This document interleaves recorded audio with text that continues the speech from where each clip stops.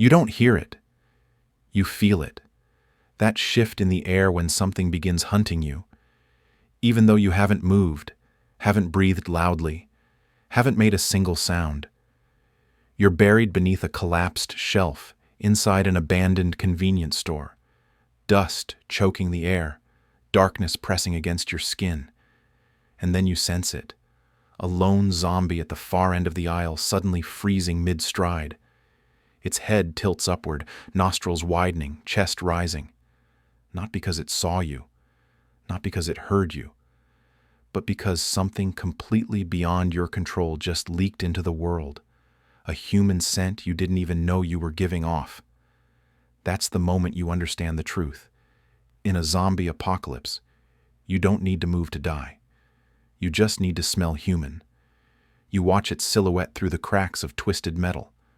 The creature's breathing quickens. It takes 2 steps, then 3. Directly toward your hiding spot, following a trail that shouldn't exist. There's no blood. You haven't run in hours. You wiped your sweat away. And yet the zombie becomes more certain with every slow, deliberate step, as though your presence is printed into the air like ink on paper, impossible to erase. You try to calm your heart, but the terrible realization sets in. The more afraid you become, the stronger your scent signature grows. Most survivors think zombies hunt by sight or by sound.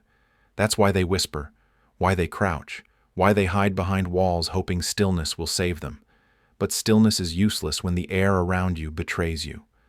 The truth is, zombies lock onto 7 specific human scents instantly. 7 invisible signals your body releases whether you want to or not. And the worst part?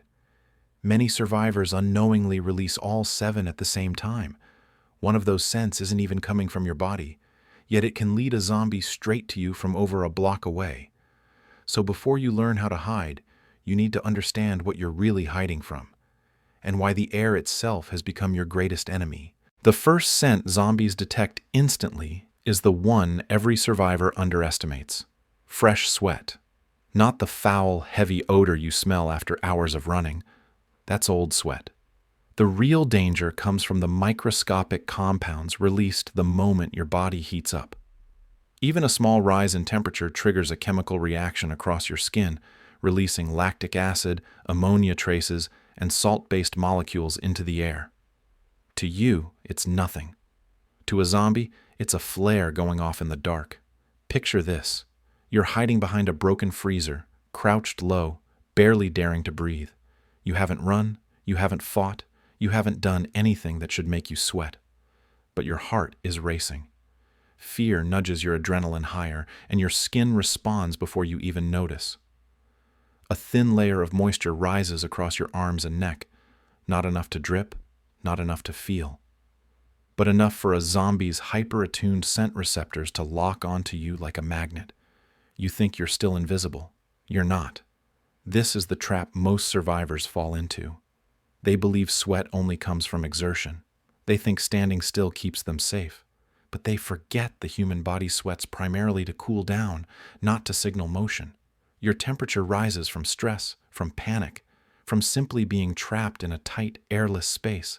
The more frightened you are, the fresher the sweat becomes, and the more distinct your scent signature spreads across the environment. Imagine the zombie sniffing the air. It doesn't know what you are or who you are.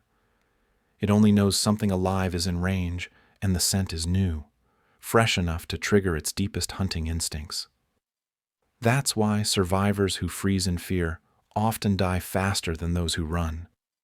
Their bodies betray them without a sound. And whether you're 10 meters away or 50, that faint, invisible sweat trail becomes the first signal that you're close, and that you're still fighting to stay alive. The second scent zombies detect isn't technically a smell to you, but to them, it's a lighthouse in the fog. Every breath you exhale carries a cloud of CO2, warm, concentrated, and unmistakably human. In the wild, predators use it to track wounded prey. In a collapsed world, zombies use it to track you. You feel the weight of this truth most when you're trapped indoors. Imagine you're hiding inside a narrow storage room, lights off, back pressed against cold concrete. The door is cracked open barely an inch, just enough to hear the shuffling outside. You stay still, silent, confident that you've given away nothing. But then you see it, the shadow of a zombie pausing, turning, leaning toward the gap, not because it heard something, but because your breath, slowly pooling in the stagnant air, has begun seeping through the doorway like a signal flare. Every exhale you release carries thousands of warm CO2 particles. In open air, they disperse quickly, but inside tight rooms, dead hallways, abandoned basements, the molecules gather, forming pockets of concentrated life scent. Zombies don't need to understand what it is. They only need to follow the gradient, from weaker to stronger, from cold to warm, from nothing to you. This is the moment when survival becomes a negotiation with your own body. Your lungs tighten. You try to breathe quieter, slower, but fear speeds everything up. Your breaths shorten, becoming sharper, faster, pushing more CO2 into the space. The zombie draws closer, pulled by the invisible rhythm of your life. You consider holding your breath. You consider running. Either choice could save you or expose you instantly. The most dangerous misconception survivors have is believing silence equals safety. Silence means nothing when your breath paints a trail through the air. To a zombie, that trail is more accurate than footprints, more revealing than sound, more distinctive than sweat. And right now, as the creature inches closer to the door, nose twitching, chest expanding, you realize the terrifying truth. You don't need to speak to be found. You just need to breathe. The third scent zombies detect is the one most survivors never even consider. The quiet, metallic signature your body releases every second, even when you're not bleeding. You tell yourself you're safe because your skin is intact, because there's no open wound dripping onto the floor. But your body betrays you long before blood ever touches the air. Warm blood volatiles, aldehydes, ketones, and iron-associated compounds escape through your pores in microscopic amounts. You don't smell it. Humans aren't built to detect such faint traces. But zombies, they lock onto these signals the way sharks sense a single drop of blood miles away. To them, the warmth of your circulatory system isn't a concept, it's a scent, a living, pulsating trail. Now imagine this. You're hiding beneath the stairwell of a collapsed apartment building. Dust coats everything. The air feels cold. You think your body heat is low enough to blend in. And then you see a zombie at the far end of the hallway. Stop mid-step, nose twitching, jaw shifting. It's not reacting to your sweat. It's not following your breath. It's responding to something subtler. The faint exhale of warm blood volatiles escaping from your skin with every heartbeat. Each pulse pushes more microscopic scent into the stale air, creating a gentle wave the zombie can follow. And it does. That's when you realize the myth that, as long as you're not bleeding, you're fine, is a lie that has killed more survivors than hunger or exhaustion. Your blood doesn't need to spill to betray you. It only needs to move. As the zombie tilts its head, adjusting, aligning itself with that almost invisible chemical warmth radiating from your body, a detail hits you. It's not just approaching. It's tracking you with precision. It's following your heartbeat without ever hearing it. Because the compounds released by your blood don't scatter randomly. They drift outward in patterns shaped by your movement, your posture, your fear. And right now, as the creature steps closer, one slow, deliberate foot at a time, you finally understand. Sound can be muffled, light can be avoided, but the heat of living blood is impossible to hide.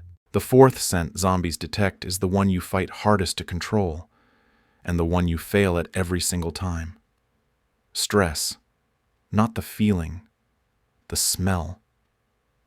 When fear tightens your chest, when adrenaline surges, when your thoughts start racing toward the worst-case scenario, your body releases a chemical cocktail you cannot mask, cannot silence, cannot stop. It leaks through your pores, mixes with your sweat, and sharpens into a scent so distinct, so primal, that zombies react to it faster than any other signal you produce.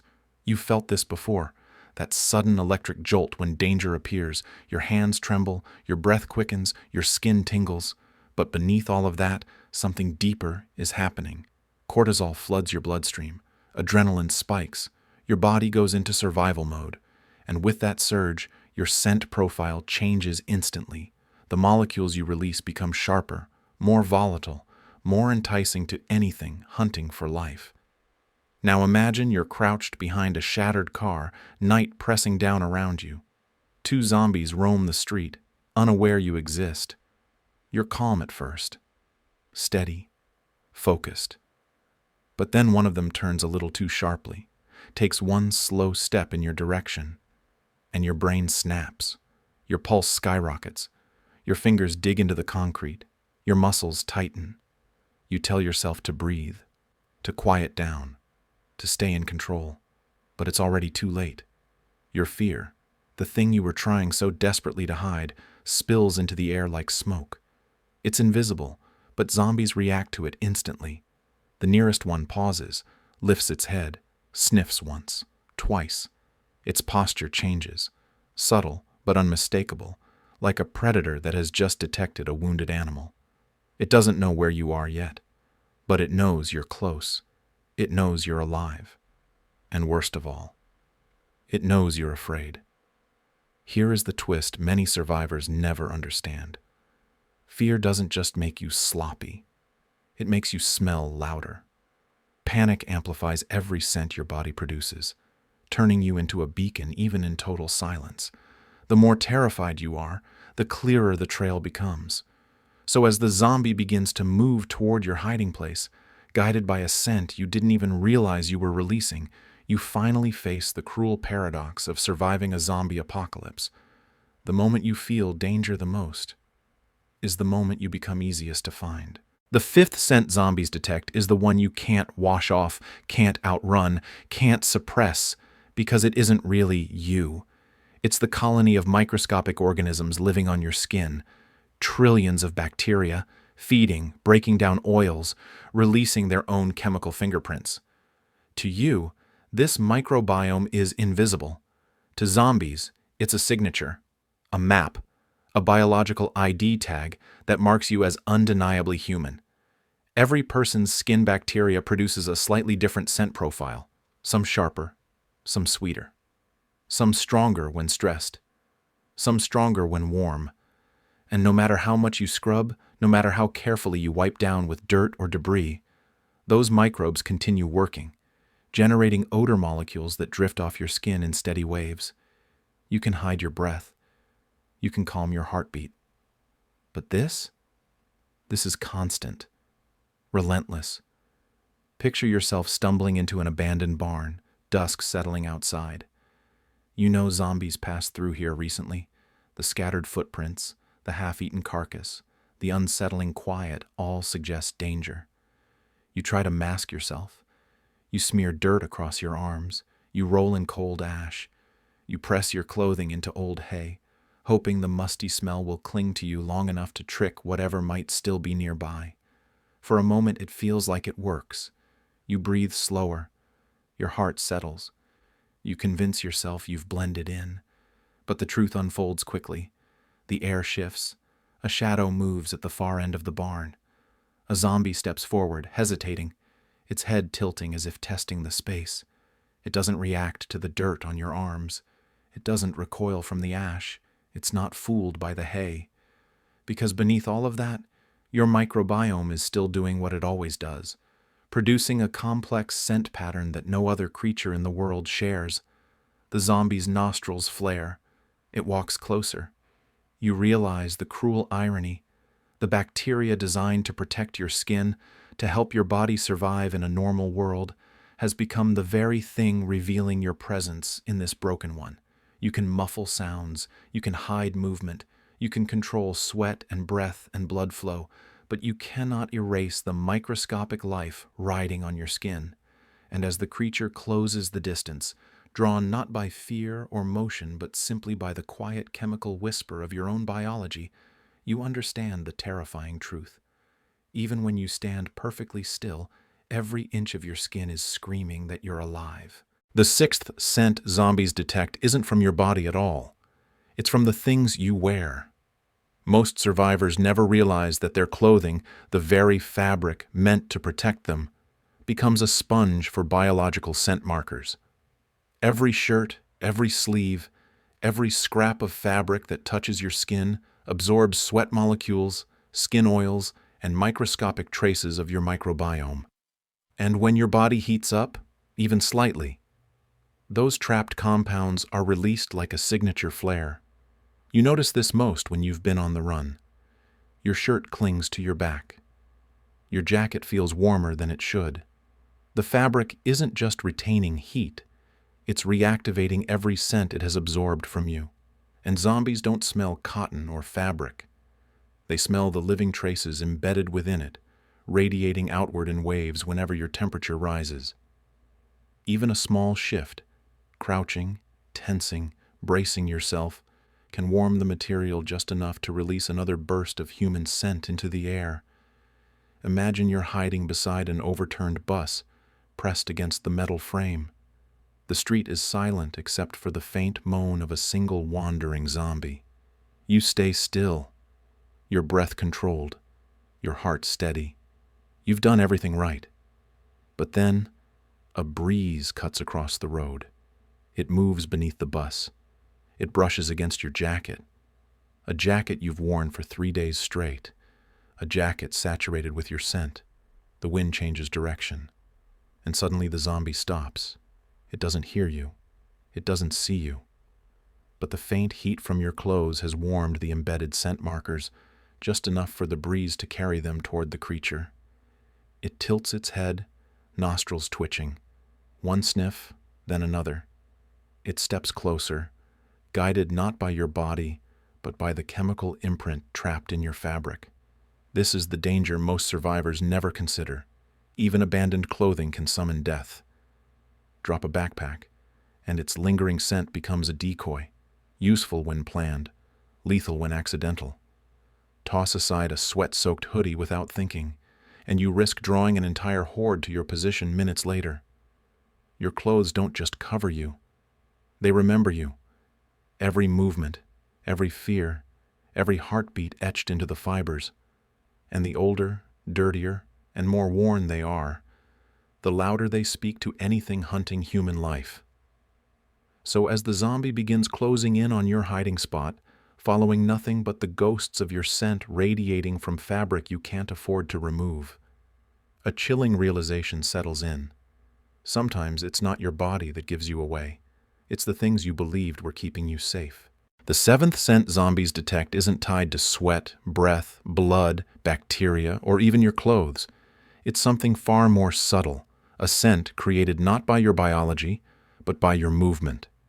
Every time you shift your weight, brush against a surface, or sprint across debris, friction tears microscopic particles from your skin, your clothing, even the dust around you. These particles carry carbon-based traces of human presence, drifting into the air like breadcrumbs. You don't notice them. You can't control them. But zombies can track them with terrifying accuracy. Think of movement as carving a chemical trail behind you. The faster you move, the more intense the trail becomes. Sudden motion releases a burst of warm molecules. Sliding against a wall leaves a faint layer of organic residue. Even the simple act of turning your head disrupts the air enough to scatter a detectable signature. To a zombie, these aren't random signals. They're fresh, directional markers pointing straight toward you. Picture yourself darting through an abandoned hallway. It's narrow, dusty, lined with broken doors. You take one quick step too many, brushing your sleeve against the wall.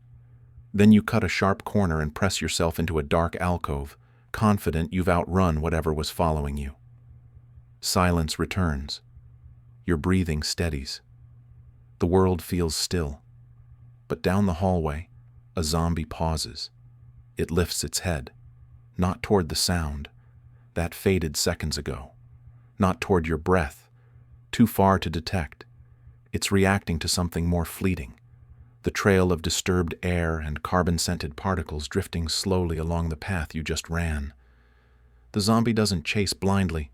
It follows the gradient, the faint direction of your movement etched into the environment. It steps forward, sniffs the air, turns its head slightly to align with the freshest part of the trail. and then it moves. Not wandering, not searching, tracking. This is the moment survivors never see coming. They think staying silent is enough. They believe breaking line of sight means safety. But movement leaves a scent signature that lingers for minutes, sometimes longer in enclosed spaces. Even stillness can't erase what your body and clothing shed while you were in motion. Now imagine realizing this too late, that the very act of running from danger has mapped your escape route like a glowing arrow in the air.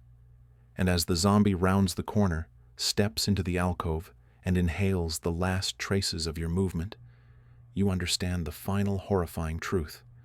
In this world, the air remembers what you've done, even when you try to forget. Here is where everything survivors think they know shatters, because the real danger isn't any single scent you release.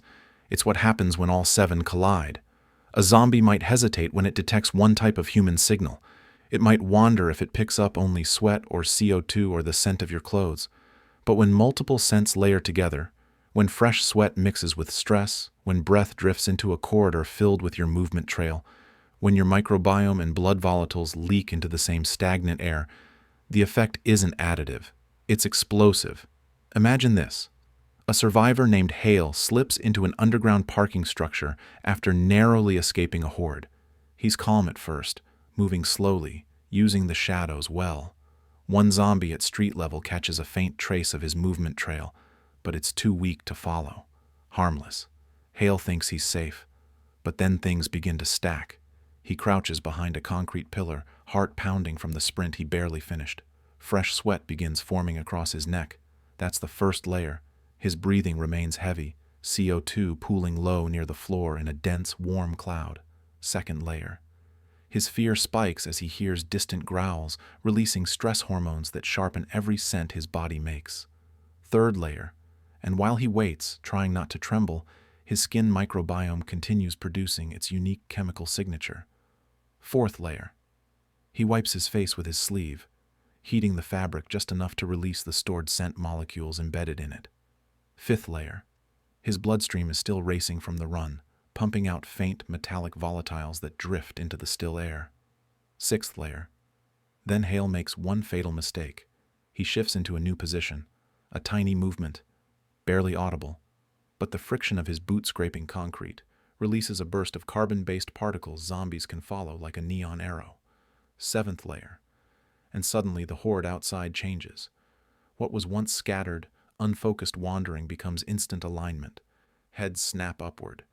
Bodies pivot. 50 undead inhale simultaneously, their instincts synchronizing across the darkness. One scent alone wouldn't have done this. Even 2 or 3 might not break their aimless drift. But 7 together? That combination doesn't just signal a human is nearby. It screams fresh prey, mean close, vulnerable, move now. Within seconds, the entire horde presses toward the parking entrance. They descend the ramp in a single coordinated wave, driven not by sound or sight, but by the overwhelming, layered certainty that life is hiding just below them. Hale never even sees the moment they lock onto him. He only hears the thundering steps when it's already too late. This is the truth most survivors never learn until the moment they die. Zombies don't track you through a single weakness. They track you through a pattern, a scent constellation made of everything your body does when it's trying to survive. And when those signals overlap, even for a moment, they become impossible to escape. By now you understand the terrifying reality. Every part of you, your sweat, your breath, your skin, your blood, your clothes, your movement, even your fear, broadcasts your existence. You don't choose to release these scents. Your body does it automatically, relentlessly, without asking permission. But survival in a world ruled by scent-driven predators means learning not how to eliminate these signals, because you can't, but how to distort them, disrupt them, or weaponize them long enough to stay alive. The first tactic is temperature disruption. Lowering your core temperature, even slightly, reduces both sweat production and the release rate of warm blood volatiles. That's why survivors hide in cold storage rooms, abandoned freezers, underground drainage systems. The chill suppresses your scent for a few precious minutes, but the moment your body begins warming again, every suppressed molecule bursts outward in a concentrated release, a delayed flare that can draw zombies straight to your position if you linger too long. Next is breath control. Slow breathing reduces CO2 output, but it can never stop it. Exhale too sharply, and the sudden release creates a scent spike zombies follow like a beacon. This is why experienced survivors breathe into cloth, dirt, or fabric, not to hide the sound, but to diffuse the heat and concentration of each breath. But even that only buys seconds. Eventually, the air saturates and begins leaking through cracks, creating an expanding bubble of detectable life. Masking your microbiome is even trickier. Rolling in mud, ash, or animal remains can dampen the surface scent temporarily, but your skin bacteria regenerate constantly, pushing fresh odor compounds through the outer layers of whatever you've applied. Worse, poorly chosen materials can trap heat, increasing scent output instead of hiding it.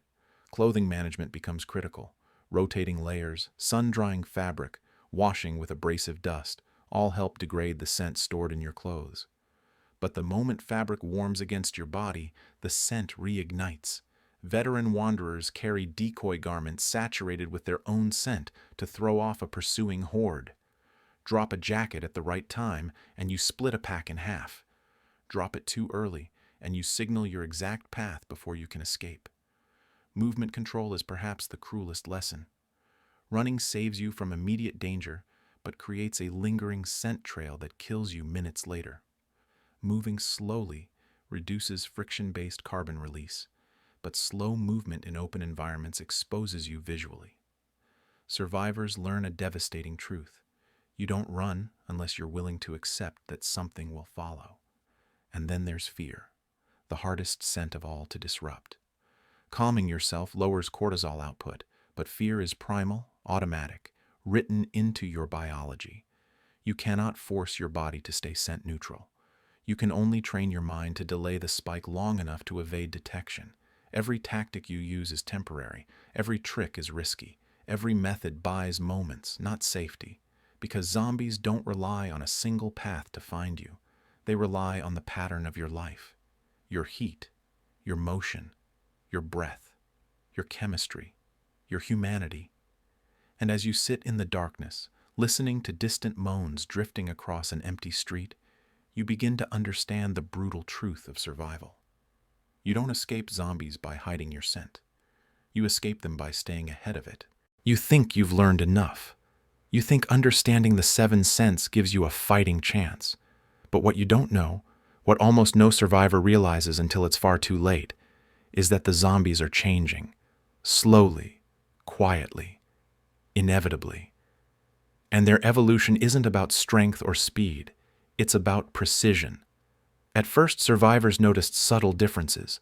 A few zombies seemed to turn their heads more sharply, pause longer, track with an eerie focus rather than the mindless wandering others displayed.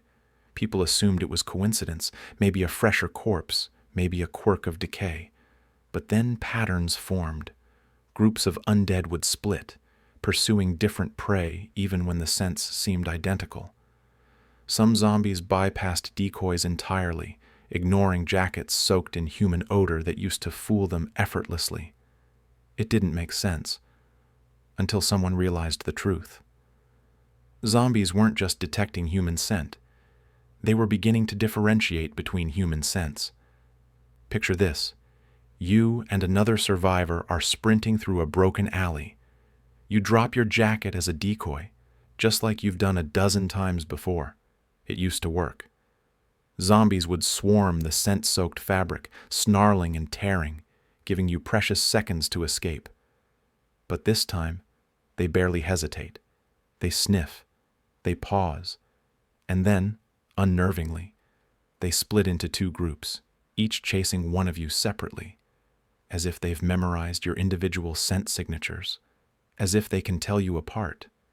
Your sweat composition, your microbiome pattern, the unique way your blood volatiles interact with air, all of these combine into a scent print as personal as a fingerprint. And the zombies are learning to read it, to track it, to ignore anything that doesn't match it. That means one horrific thing. Masking your scent won't be enough. Decoys won't be enough. Hiding won't be enough.